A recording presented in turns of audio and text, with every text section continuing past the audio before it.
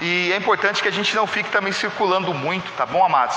Como a gente está nesse momento de pandemia, de afastamento, é importante a gente ficar aqui quietinho, dentro da igreja, participando dos cultos, amém?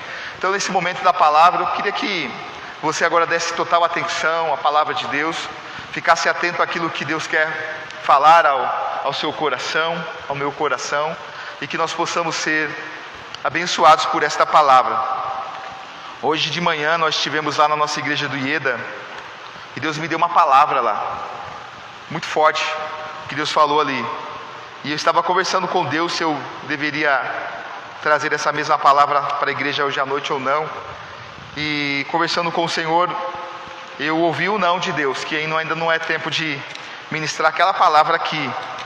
E tive uma guerra para poder buscar do Senhor uma palavra. E quando eu estou assim, o que eu faço? Eu descanso. Eu não fico muito, mas o que eu vou falar? Eu tenho responsabilidade com a igreja, eu preciso de alguma palavra. E quando não tem nada, eu descanso no Senhor, porque eu sei que Deus vai dar algo para a igreja. Estou dizendo que eu tenho muito compromisso com a igreja. Sou muito responsável com aquilo que eu faço em relação a cuidar do rebanho. Por isso eu me dedico a estudar a palavra, a entender a palavra, a orar, a me consagrar, para sempre ter um alimento para a igreja. E quando o Senhor não me dá nos meus estudos que eu faço, eu descanso no Senhor, porque eu sei que aí vem algo de Deus para o coração da igreja. E eu quero compartilhar aquilo que está no meu coração. Está em Atos capítulo 2. Atos dos Apóstolos, capítulo 2.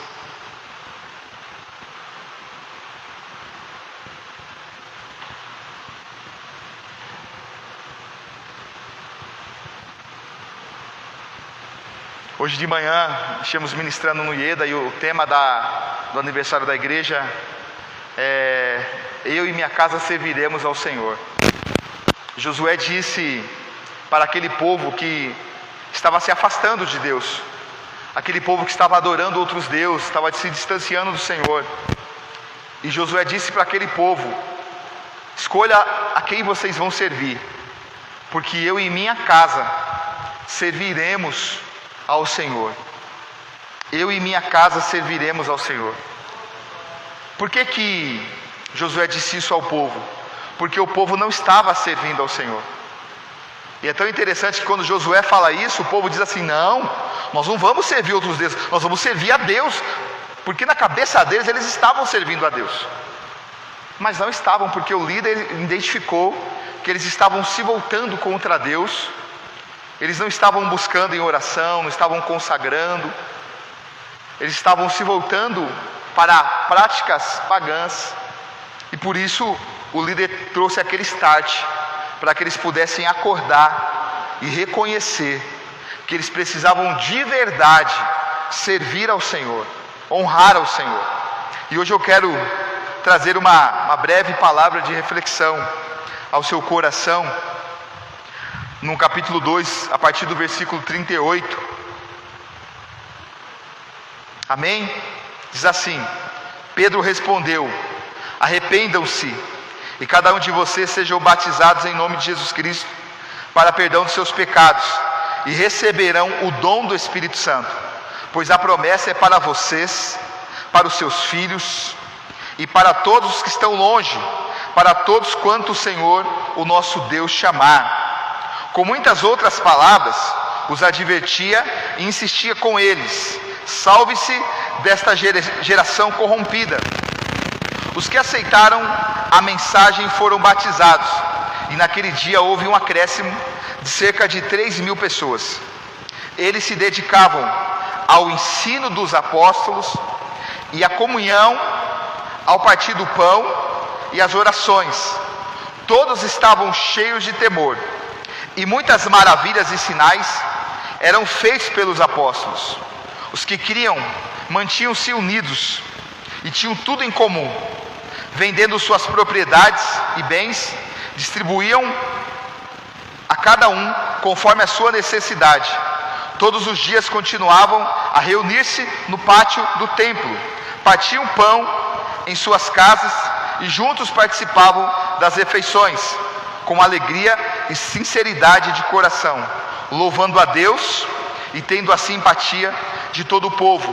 E o Senhor lhe acrescentava diariamente os que iam sendo salvos.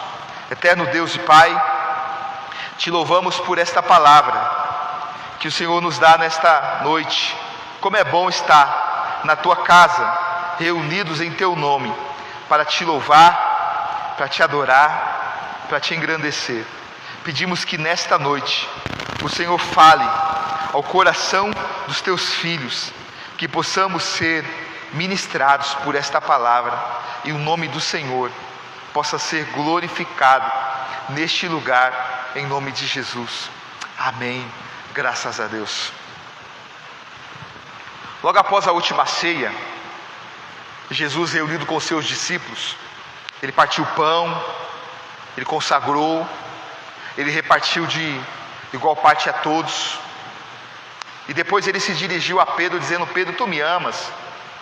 E por 3 vezes ele se direcionou a Pedro, e Pedro na terceira vez disse: Senhor, tu sabes de todas as coisas, e o Senhor sabe que eu te amo.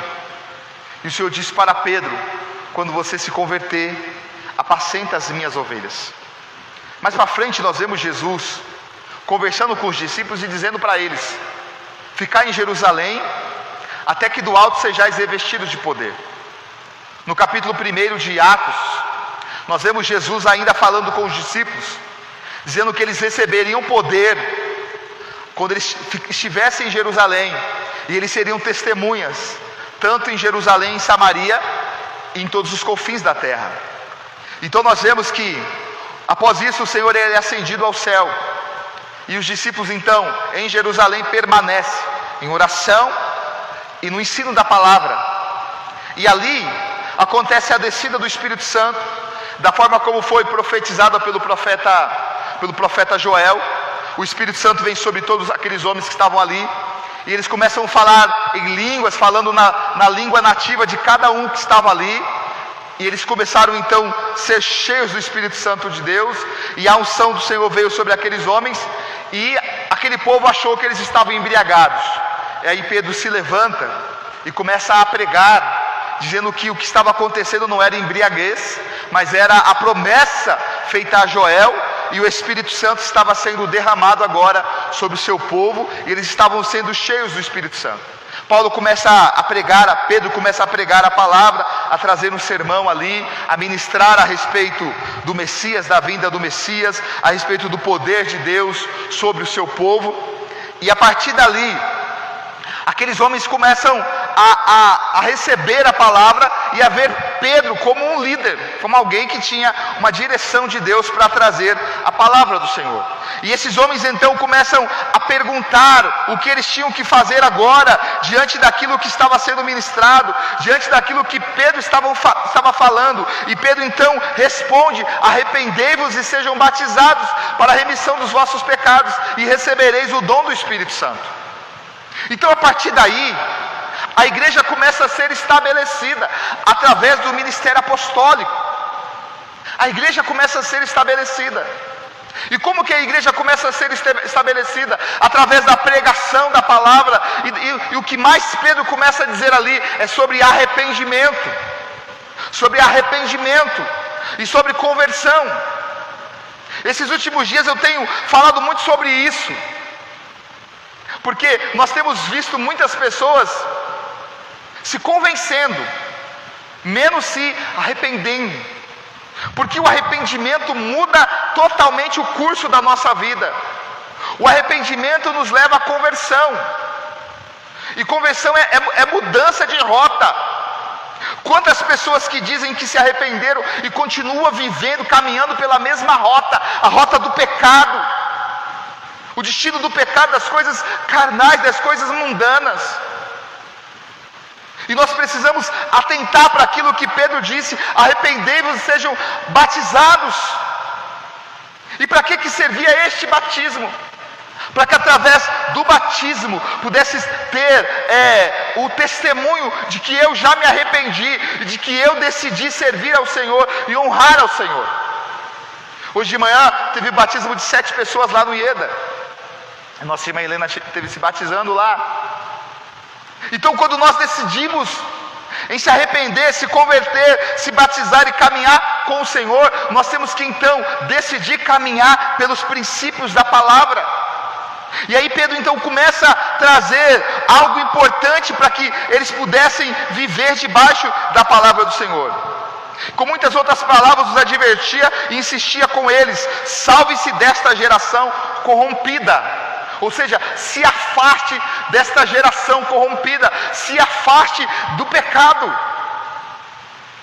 Talvez eu possa ver Pedro falando como o salmista: não ande segundo o conselho dos ímpios, não se assente na roda dos escarnecedores.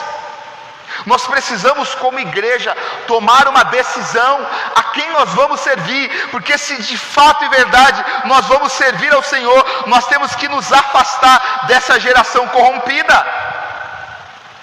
E aqueles que decidem aceitar a palavra e serem batizados e caminharem com o Senhor, precisam tomar uma decisão: viver pelos princípios da palavra, pela verdade da palavra. E aí nós vemos que a partir daí a igreja começa a ser estabelecida, e a partir do versículo 42 nós começamos a ver como que a igreja caminhava. Porque a igreja do Senhor precisa caminhar por estes princípios. Porque se nós não caminharmos por estes princípios, não há crescimento, não há transformação, não há mudança. Nós precisamos atentar para aquilo que os apóstolos estavam fazendo, estavam caminhando, e viver debaixo desses princípios. E quais princípios são estes? Em primeiro lugar, eles se dedicavam ao ensino dos apóstolos. E que ensino era este? O ensino da palavra. Eles pregavam a palavra, eles ensinavam sobre os patriarcas, sobre os heróis da fé, eles ministravam a palavra, pregavam sobre as profecias a respeito de Jesus, a respeito do Messias, a respeito da igreja. Então eles viviam debaixo de princípios da palavra. A igreja que não lê Bíblia, a igreja que não tenta entender a Bíblia, e a igreja que não procura viver segundo a Bíblia, não cresce. Nós precisamos olhar para a palavra e descobrir o que está errado em nós, e o que a Bíblia está falando que está errado em nós, e o que a Bíblia está falando que eu preciso fazer certo. E então, debaixo da palavra, debaixo da verdade, eu vou andar. Porque é desta forma que a igreja cresce, quando nós andamos debaixo da palavra, da direção da palavra.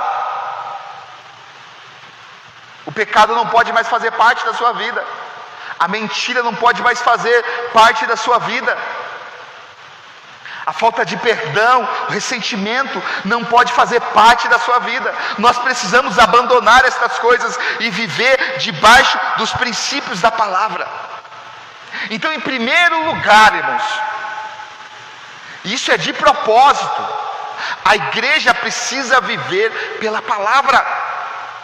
Nós precisamos amar a Bíblia, precisamos desejar a palavra, conhecer a palavra e viver por ela. É tempo de a igreja do Senhor nesta localidade se despertar para ler Bíblia. Quantos já leram a Bíblia inteira aqui? Quantos já conseguiram ler a palavra inteira? Poucas pessoas. Poucas pessoas. Quantos faz um estudo diário da palavra de Deus? Todo dia você lê e faz um estudo. Poucas pessoas. Então nós percebemos que nós não estamos enquadrados na doutrina dos apóstolos. E nós precisamos começar, irmãos, a ler a palavra e buscar conhecimento da palavra. Isso é fácil? Não é fácil. Por que não é fácil? Porque nós estamos debaixo de um princípio, debaixo de um mundo corrompido. E este mundo nos leva muitas vezes a viver segundo a nossa carne, segundo a nossa vontade. E quanto mais nós alimentamos as nossas vontades, quanto mais nós alimentamos a nossa carne, menos nós temos vontade de ler a Bíblia, de entender a Bíblia e de viver a Bíblia. Então a minha primeira palavra profética nesta noite é que esta igreja seja despertada para amar a Bíblia, para amar a palavra e para viver pela palavra, para ler a palavra diariamente. Nós precisamos, irmãos, focar alguma coisa para nos lembrarmos. Quando você acorda, qual é a primeira coisa que você faz? Talvez vamos colocar, para não constranger ninguém. A primeira coisa que você faz é escovar os seus dentes. Então você precisa colocar na tua cabeça: quando eu escovar os meus dentes, eu preciso lembrar que logo após eu escovar os meus dentes, eu tenho que ler a palavra de Deus. Porque senão eu não vou ler a palavra de Deus. Porque sem a palavra de Deus eu não vivo. Então da mesma forma que eu não consigo ficar com a minha boca cheirando mal por causa da noite que eu dormi, eu preciso também ler a palavra para a minha vida não cheirar mal. Então é importante eu focar alguma coisa que vai me fazer lembrar diariamente ler a Bíblia. Irmãos, o desejo do meu coração nesta noite é que se eu atingir uma pessoa que a partir de hoje vai ler a Bíblia todos os dias e vai amar a Bíblia todos os dias, eu vou me sentir feliz para o resto da minha vida. Porque nós estamos vivendo um tempo em que as pessoas estão se afastando, em que as pessoas estão se apostatando da fé. E a maior forma de nós nos afastarmos da fé é nos afastarmos da Bíblia. A minha esposa, uma vez ministrando aqui sobre bibliologia, ela colocou um vídeo. Eram chineses, coreanos? Chineses. Eles eram chineses. Eles receberam uma remessa de Bíblia, porque lá é proibido. Não é qualquer um que tem Bíblia. E quando eles receberam aquela remessa, que eles abriram aquelas caixas que eram Bíblia, eles pegavam a Bíblia e faziam assim: é minha Bíblia, é minha Bíblia, é só minha, e choravam em cima da Bíblia, porque eles não podiam ter Bíblia.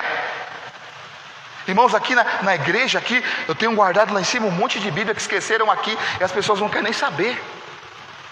Eu acho que eu vou começar a doar, porque já passou mais de ano, está guardado aí, e as pessoas não vieram buscar. Então se não veio buscar, é porque não está fazendo falta. E se não está fazendo falta, que cristão nós somos?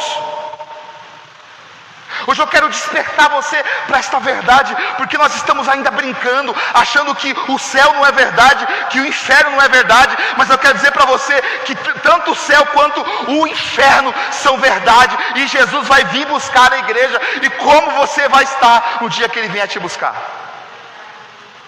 Nós não estamos preocupados. Desculpa falar assim, generalizar. Às vezes você não se enquadra nisso, mas eu estou dizendo para mim também. Nós não estamos preocupados se Jesus vai voltar ou não. Porque se nós estivéssemos preocupados, nós estávamos nos preparando para nos encontrarmos com o Senhor. Nós estávamos nos preparando para ler, buscar. Então, em primeiro lugar, eles viviam pela palavra, eles viviam pela doutrina. Eu vou repetir: eles se dedicavam ao ensino dos apóstolos.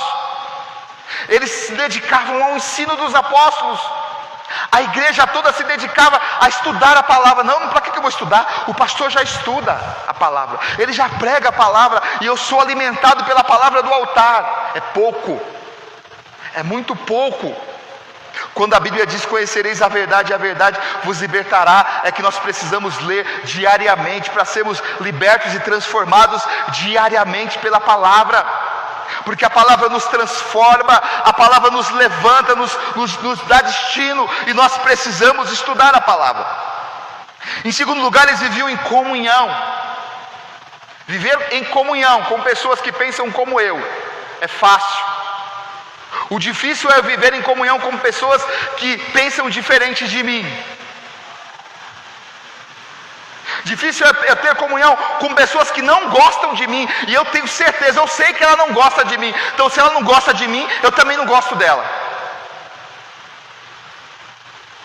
Não é assim. Porque nós, como igreja do Senhor, precisamos entender que não existe o céu do André e o céu do Diego. Eu vou chegar no céu e falar: Deus, prepara um céu para mim, que eu não quero esse galego perto de mim. O Senhor prepara um céu para ele, porque se ele for para o céu que o Senhor preparou para mim, eu não quero ir para lá, porque eu não quero ver, já estou cansado de ver ele aqui na terra, vou ter que ver ele no céu também. Não existe. Existe um único céu, que Deus preparou para a igreja. E nós precisamos ter comunhão. E a maior expressão de comunhão é coxa com coxa, é lado a lado. Nós temos unido, nós temos unidade, independente das nossas diferenças. Nós como igreja temos que ter unidade. Nós como igreja temos que ter comunhão, tudo em comum entre os irmãos. E eles viviam em comunhão. E também no partir do pão, ou seja, todos se preocupavam com todos. A Bíblia diz que ninguém tinha falta de nada. Eles partiam o pão de casa em casa. Ninguém passava fome, ninguém tinha necessidade, porque a igreja estava unida, a igreja estava no propósito. Quando Pedro, reunido com os apóstolos, entenderam, uma das pautas da reunião era que as viúvas helenistas estavam sendo exclusas na divisão do pão. E eles então entenderam que eles não tinham condição de ficar cuidando dessas coisas que estavam faltando e continuar se dedicando no estudo da palavra. Então eles entenderam que era momento de separar homens para que pudesse servir as mesas e cuidar das viúvas e cuidar das pessoas carentes. Então foi estabelecido o ministério do diaconato. Então separaram ali 7 homens, cheios de fé e de unção da presença de Deus, e estes homens foram estabelecidos como diáconos para cuidar desta parte da igreja. E a coisa mais difícil numa igreja é você levantar diácono, é você levantar diaconisa. Homens e mulheres que queiram servir, porque quando eu decido ser um diácono, uma diaconisa, eu decido servir. Então eu decido estar mais cedo na igreja, eu decido orar, eu decido me preocupar com as pessoas carentes. E muitos não querem isso. Querem ter o cargo, mas não querem se dedicar totalmente. E nós estamos orando para que Deus levante nesta igreja diáconos, diaconisas que possam trabalhar esta parte, para que ninguém tenha falta de nada. Quando a irmã Maria, não sei das quantas lá, está passando necessidade, a irmã diaconisa já percebeu: irmã, como é que a irmã está? Está tudo bem, a irmã? Está bem. Não, mas fala a verdade, eu percebi que a irmã está meio triste, está acontecendo alguma coisa. Não, pode falar, eu sou de confiança, eu sou diaconisa da igreja, estou aqui para ajudar. A irmã fala: irmã, eu não queria falar não, porque sabe que eu não gosto de ficar falando da minha vida, mas meu marido está desempregado, nós estamos com contas para pagar, está faltando alimento na minha mesa. E aí reúne a igreja, sem as pessoas saberem para quem que é. Um traz arroz, um traz feijão, um traz não sei o que traz, e tudo ajunta. Ele leva o alimento para a irmã e ajuda a pagar uma conta. E aí aquela irmã se levanta, Deus abençoa ela, e ela com fé, porque a igreja ajudou, porque a igreja se levantou para ajudá-la, e agora ela está com fé servindo ao Senhor. Agora Deus abriu uma porta para ela, e agora ela não precisa mais. Mas ela tem tanto gratidão, e quando ela escuta no meio dos obreiros que existe uma outra família precisando, ela fala: eu quero ajudar, hoje eu posso ajudar. E ninguém tem falta de nada, e a igreja vai crescendo. Porque a igreja está na doutrina dos apóstolos, a igreja está na comunhão, e a igreja tem preocupação em partir o pão, para que ninguém tenha falta de nada, e todos possam crescer debaixo desta bênção, debaixo desta comunhão. E também eles viviam em oração, porque algo importante para a igreja também é a oração, porque a palavra é importante, a comunhão é importante, o partir do pão é importante, e as orações também são importantes, porque quando nós oramos, nós estamos falando com Deus em adoração, em louvor, em exaltação, e nós também estamos falando com Deus em colocar diante de Deus as necessidades da igreja, a necessidade do povo. E quando nós oramos a Deus, contando para Deus a necessidade, Deus traz o suprimento, Deus traz o donativo, aquilo que nós precisamos, e a bênção de Deus é derramada sobre a igreja por causa da oração do seu povo. A oração também faz com que tudo aquilo que está fora de princípio, fora da vontade de Deus, volte a estar na vontade do Senhor, porque nós movemos a mão de Deus para agir em favor da igreja. E a palavra vai falar sobre vários momentos de oração. Tem alguém que está enfermo, chame os presbíteros, faça a oração, e a oração da fé salvará o enfermo. porque muito pode por sua eficácia a súplica de um justo. Então nós entendemos que quando nós oramos, quando nós clamamos com fé e buscamos ao Senhor, o Senhor responde a nossa oração. O Senhor supre as nossas necessidades. O Senhor muda a história. Quantas pessoas que estavam desempregadas e oraram: Senhor, eu preciso de uma porta de emprego. Abre uma porta de emprego para minha família. E o Senhor abriu uma porta através da sua oração. Quantas vezes nós estamos passando por dificuldades e em vez de nós orarmos, nós murmuramos, nós questionamos a Deus o porquê que nós estamos passando por isso, mas nós não oramos, nós não falamos com Deus, nós não entregamos a situação ao Senhor. Porque quando nós oramos, e a palavra fala que se nós tivermos fé do tamanho de um grão de mostarda, você dirá ao monte: ergue-te daqui e vai para lá, e assim será. Porque quando você ora com fé, nós vemos que uma parábola do dever de orar sempre, nunca esmorecer. Uma viúva tinha uma causa, ela foi no juiz iníquo e falou: julga a minha causa. E ele disse não, porque ele não temia Deus, não respeitava os homens, não temia Deus. E a palavra do Senhor diz que aquele homem não quis julgar a causa daquela mulher, e ela ia e vinha todos os dias dizendo: julga a minha causa, julga a minha causa, julga a minha causa. E por causa da insistência daquela mulher, o juiz julgou aquela causa. E o Senhor disse para aquelas pessoas que estavam ouvindo aquela parábola: se esse juiz iníquo julgou a causa da mulher, quanto mais vocês, filhos de Deus, não receberão a bênção se vocês clamarem ao Pai.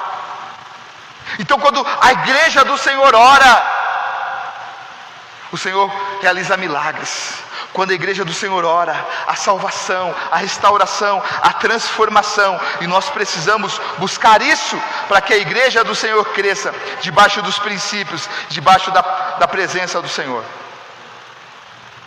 Todos estavam cheios de temor. O que é temer a Deus? Não é ter medo de Deus. Temer a Deus é eu reconhecer a soberania de Deus. Temer a Deus é eu respeitar Deus como soberano.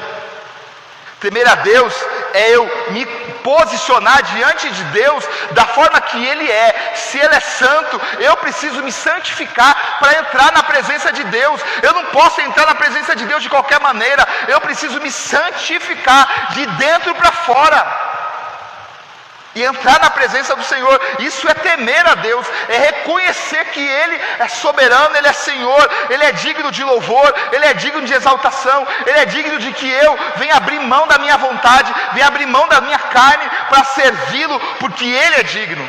Isso é temer ao Senhor, isso é honrar o Senhor. A Bíblia diz que muitas maravilhas e sinais eram feitos pelos apóstolos, por causa desta engrenagem que acontecia na igreja. Palavra de Deus, ou seja, ensino da palavra, comunhão, partir do pão, oração, temor. E por causa de toda essa engrenagem que acontecia na igreja, a igreja estava sendo abençoada, havia prosperidade na igreja, havia crescimento na igreja, e todos viviam uma vida digna, por causa da situação que a igreja estava andando. Havia cura, havia libertação, famílias restauradas, filhos nas drogas vão sair em nome de Jesus. Haverá transformação, libertação, se nós entendermos os princípios da palavra. Os que criam, mantinham-se unidos e tinham tudo em comum. Tudo em comum. E é dessa forma que a igreja vai crescer.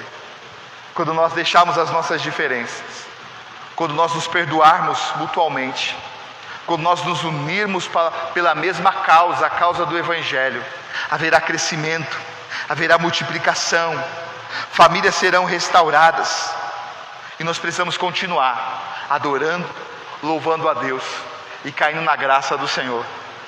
E a igreja ia crescendo, porque o Senhor ia acrescentando aqueles que haveriam de ser salvos, porque salvação é coisa de Deus, salvação não é coisa de homens. Mas para que a igreja do Senhor cresça, entenda bem, para que a igreja do Senhor cresça, a igreja do Senhor precisa estar funcionando na sua totalidade. Porque o Senhor não habita onde há desordem. A Bíblia diz que nós temos que fazer tudo com ordem e decência. Deus não habita na desordem. Deus habita onde há ordem. Deus habita onde há amor.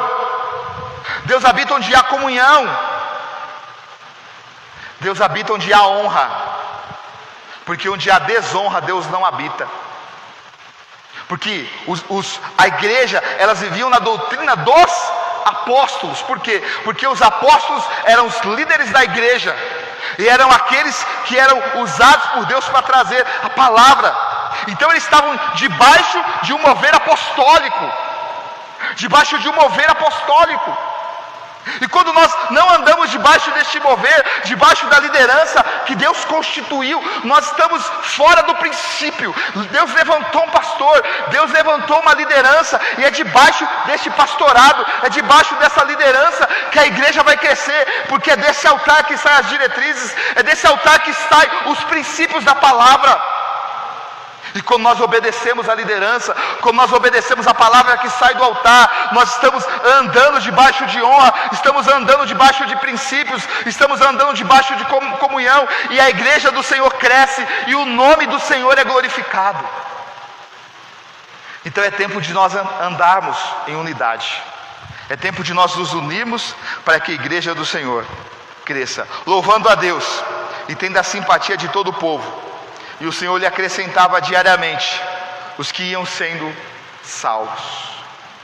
E a igreja ia crescendo. E a igreja ia se unindo. Ia tendo problemas, sim. Ia tendo perseguições, sim. Mas a igreja ia crescendo. Ia tendo crises. E a igreja ia crescendo. Ia tendo desavença entre os apóstolos. Um fala, não, é circuncisão. Não, para que circuncisão? E aí se separaram. Pedro para um lado, Paulo para outro. Mas continuaram. E aí Silas, acho que é Silas, não, Apolo. Aí Apolo, acho que é Apolo ou Silas? Apolo fala assim, não, eu quero levar João Marcos comigo. E Paulo fala assim, não, ele não vai comigo. Mas eu quero que ele vai. Mas comigo ele não vai. E Apolo fala assim, então você vai para onde você tem que ir, porque ele vai ficar comigo. Então se ele não pode ir com você, eu vou para cá. Talvez dentro dessa primeira visão, parece que a igreja está perdendo. Mas nós vemos que debaixo do que eles estavam acordando. Por que Apolo queria João Marcos com ele? Porque entendeu ser um jovem promissor, um jovem que tinha um chamado. Mas Paulo falou assim, não quero ele comigo agora. E Paulo foi para lá. E Apolo foi para cá com João Marcos. E a obra continuou crescendo. E o nome do Senhor sendo glorificado. Lá na frente, sabe o que Paulo fala? Manda chamar João Marcos, que eu quero ele comigo. Porque as coisas do Senhor são dessa forma. Mas é tudo debaixo de uma liderança, tudo debaixo de princípios. E nós precisamos andar debaixo deste princípio, debaixo desta verdade, para que a igreja do Senhor cresça. E para que você tenha uma vida saudável, uma vida abençoada, uma vida vivendo princípios, vivendo a verdade do Senhor. Muitas vezes nós estamos na luta, muitas vezes nós estamos na crise, e nós nos escondemos. Nós nos escondemos. O nosso líder não sabe o que está acontecendo. A gente prefere ficar sozinho. E aí, a prova que era para ser curta, se torna longa. Por quê? Porque Deus estabeleceu uma liderança. Deus estabeleceu um pastor para cuidar de mim. Uma liderança para cuidar de mim. E quando eu abdico dessa liderança e decido caminhar sozinho, eu estou abrindo mão de alcançar a direção o mais rápido. Porque o meu pastor, a liderança que Deus constituiu, tem a direção que eu preciso, tem a palavra que eu preciso. Eu lembro que uma irmã uma vez chegou em mim e disse assim, pastor, estou desempregada e me chamaram para fazer uma entrevista. Eu queria que o pastor orasse por mim, porque eu não estou me sentindo bem para ir para aquele lugar, mas eu preciso trabalhar. E eu orei com aquela irmã, orei por ela. O Espírito Santo falou ao meu coração e eu disse para ela, irmã, não vai. E ela ficou assim: pastor, mas eu preciso muito trabalhar. Eu falei assim: eu sei, mas a irmã não pediu uma orientação pastoral? Sim.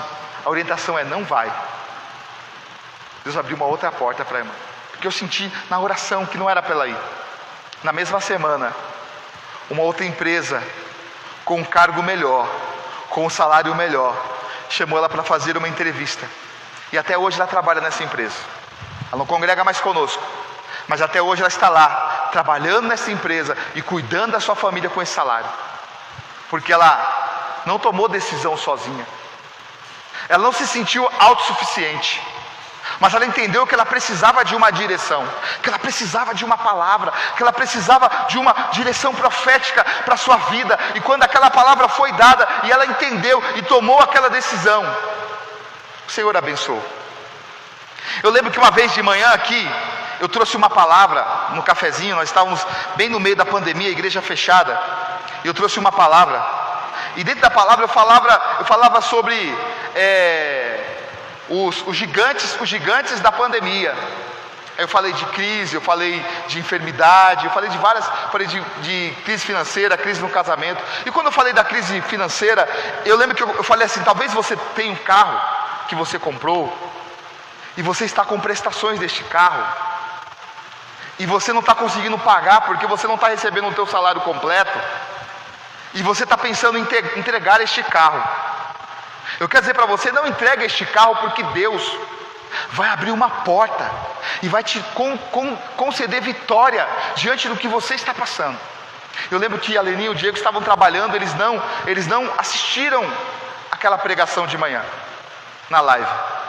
E eles chegaram em casa para conversar comigo a respeito justamente dessa situação do carro. Eles estavam apertados, a Leninha não estava recebendo um total, o serviço que o Diego estava fazendo, a mulher com medo da pandemia pode parar o serviço. E ele ficou desempregado e a Leninha recebendo pouco. E eles vieram falar comigo: pastor, a gente queria que o senhor desse uma direção para nós estamos pensando em entregar o carro. E eu falei para eles assim: vai para casa e assiste a minha live, depois a gente conversa. E como assim? Não vou falar. Vai lá, assiste a live que eu fiz hoje de manhã. Se falar com vocês, amém. Se não falar, tome a decisão que vocês quiserem. Eles assistiram e o Diego falou assim: pastor, é isso mesmo. E foi a decisão que eles tomaram, e estão aí com o carro, graças a Deus, e Deus tem abençoado. Então nós precisamos entender que Deus não colocou um pastor nessa igreja para ficar brincando de ser pastor. Deus não colocou um pastor nesta igreja para ficar machucando as pessoas, mas Deus colocou um pastor nesta igreja para abençoar vidas, para liberar a palavra profética, para dar destino, para dar direção, porque Deus levantou um homem de Deus, uma mulher de Deus, uma igreja abençoada. E essa igreja é uma igreja abençoada. Você é abençoado. O diabo quer te enganar, dizer que você não é abençoado. O diabo quer te enganar, dizer que você está no lugar errado, querendo que você saia, que você vai para outro lugar. Mas eu quero dizer para você que o Deus que te trouxe aqui, Ele confirma o teu chamado neste lugar, e é daqui que você vai para a glória. Mas antes de ir para a glória, você vai viver as promessas que Ele tem para você neste lugar, porque esta igreja é bíblica.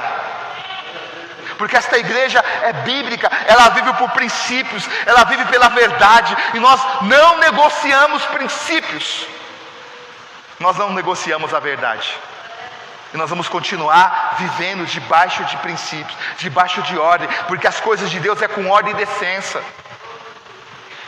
Amém ou não amém? Amém. Você entendeu a palavra? Você pode aplaudir ao Senhor por esta palavra?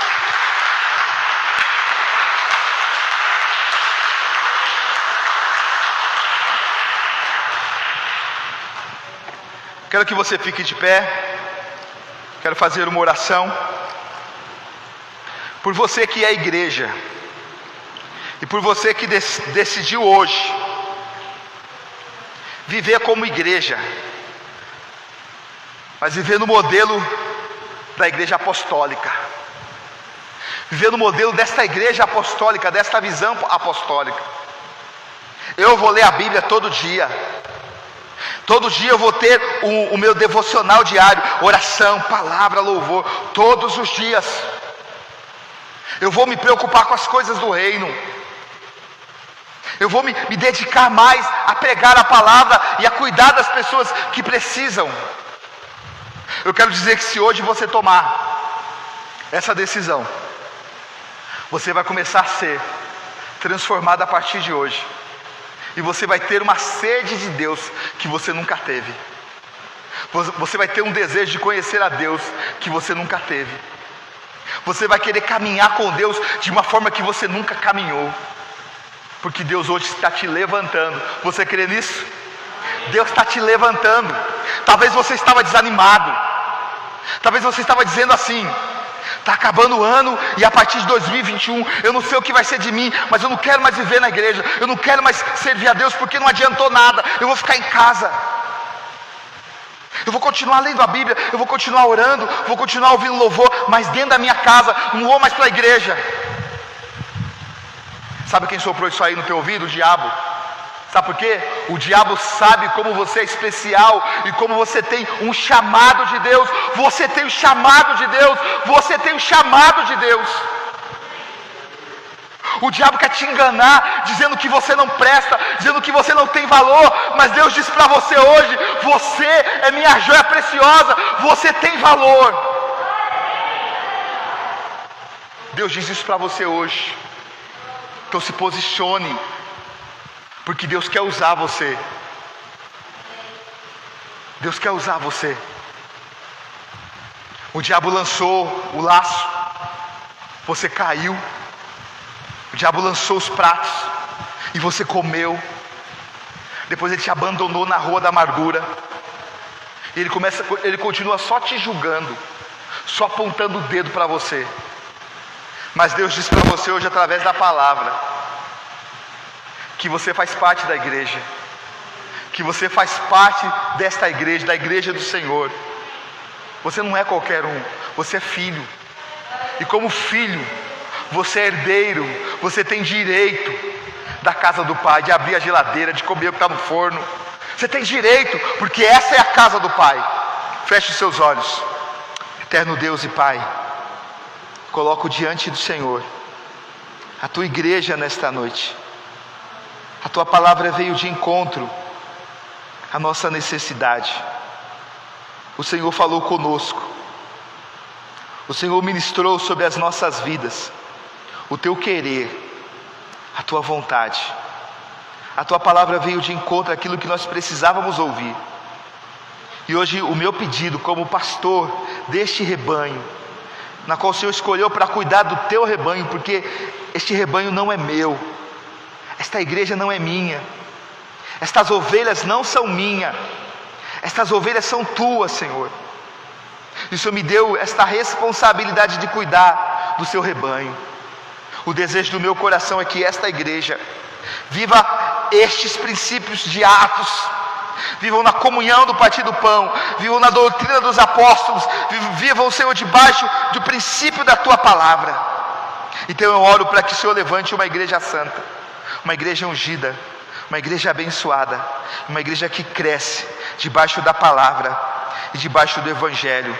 Oramos e abençoamos a tua igreja, que a tua igreja cresça, prospere e viva debaixo dos princípios do Senhor. Oramos assim, te agradecemos, em nome de Jesus, amém. Dê um aplauso ao Senhor.